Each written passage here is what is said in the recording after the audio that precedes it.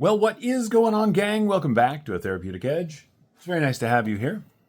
I appreciate you stopping by. I've got some stuff I want to share with you. We're going to start with the Hogue-made HK Exemplar. Now, this is not the first time I've had one of these on the channel, but I will tell you that in the time since I had the last one, I'm not entirely sure what they've done different, but it's nicer. This is just a great knife. Now, these are 154 cm. It is Hogue's bar lock. It's just a really well-made knife. The one thing I don't love about them is this big weird pocket clip, but that's okay. Let's take a look at what you get in the Exemplar. First and foremost, and this one's dirty because I've been using it, you get a really useful overall knife. The shape of the handle is exceptionally comfortable. The shape of the blade is nice and slicey and, you know, pokey if you're into that sort of thing. I don't know. The action on the, what is it, the Able lock, is that what they call it, is excellent, as always. It is a multi-directional clip. There's holes here, here, here, here, and I mean, you can really carry this thing in any sort of orientation that you want. The scales are a little bit grippy, which is nice. As I said, the action's very good. Now, these kind of came and went. In the knife community, that's what happens, right? Stuff that doesn't make a big splash makes virtually no splash at all. And I think it's a bummer because it is an excellent knife. It is G10 that is milled and, you know, it's got a nice shape to it. It does have a fair amount of body screws, which is interesting. I think that's to hold the bar lock mechanism in place. It's got some jimping back here. It's got some jimping right here, but this really is the spot for your thumb, particularly for working up close. It's got a lanyard spot if you're into that sort of thing. I'm not, but you might be, and that's cool. Let's take a look at what you get size-wise. We'll bring out the old archaic ruler. I miss my old mat sometimes because it had a ruler built into it. So we're coming in at just shy of 8 inches, which is a nice EDC size. The blade length looks like 3.1 of cutting on 3 1/16 overall of the 154 cm blade steel. Look, I like 154 CPM 154.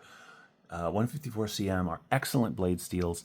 They've just sort of been left behind at this point by a million other interesting, God, this thing is dirty, blade steels, but still very functional, very good. The grip area from behind that swell, you're looking at 4 inches even, which is really nice. So I have relatively large hands. I got a little bit of knife sticking out the back, which means there's some room. This is not a forward choil, but you can get your finger up onto this flat spot. If you really needed to work up close, you could do that. It's got a beautiful swedge up here at the top. This is just a great knife. And right now, what are these? These are 160 bucks. This is a lot of knife for $160. And look, I know that in this world, the way knives move, this is not fancy, it's not flashy, it's not woo, right? I mean, it's no hinderer. Sorry. But it is an excellent pocket knife. Now let's do a size comparison, shall we, with one of its more obvious competitors. This is the full-size Griptilian.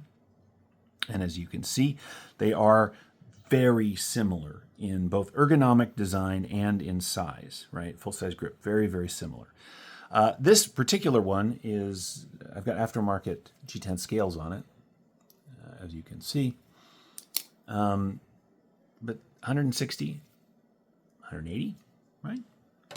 Here it is against the bug out. You can see it's not too much bigger than a bug out, but it is bigger. Here it is against a fairly standard size pen, if that helps at all.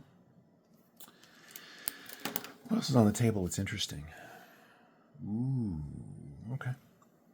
Here it is against a Kershaw Iridium. This is coming up. This happens to be the M390 and carbon fiber edition. And you can see the Iridium is just a hair longer. It's just a knife. It's a well-sorted, well-made knife for $160. I really like this thing. You know, it's funny. I let it go when I had one of the original drops, and I let it go.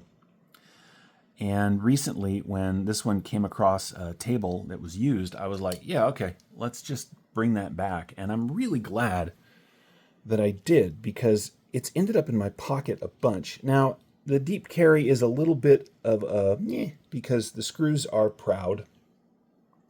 Do I have a piece of envelope or something?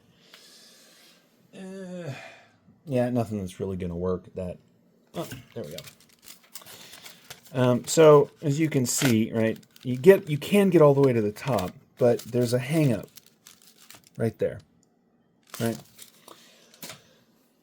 They could have designed that out of the process. They really could have. They chose not to, and that's fine. It's got the HK logo there. It's got the, of course, Hogue name on it, USA 154. And that's the other thing. This is a USA-made knife, which is very cool.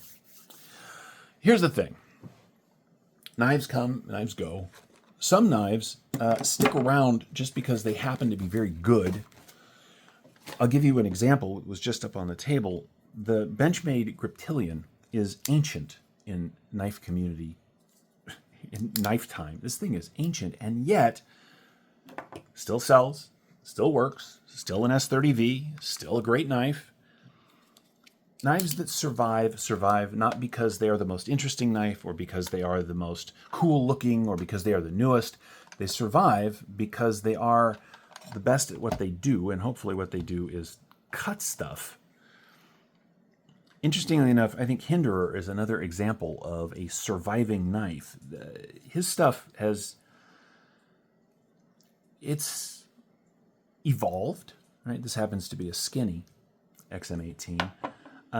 It's no longer the best on the market. It's no longer the most interesting. It's certainly not the cheapest, but they just work, so people keep buying them. This really does fall into that category. Let's take a look at what you get. The Exemplar weighs in at 4.3 ounces, which, again, for what did we decide that was? I've lost my ruler. There it is. Yeah, for a 3 1/16 inch cutting on 3 1/4 inches of S30 of 154. Look, I get it. It's low. It's heavier than that ounce per inch that a lot of the really hardcore EDC guys like, but I don't care. This is a really comfortable, really workable knife, and it has done just that for me. Let's see how much of that 154 cm you get. Magic calipers. We do not need fractions, but thank you for sharing. There we go.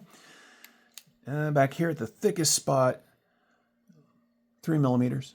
Little tiny bit over 3 millimeters. The handle itself is coming in at 13 millimeters, which is going to be just over a ½ inch, right? At its tallest, which interestingly enough is down here. There we go. Nope. Where's that line?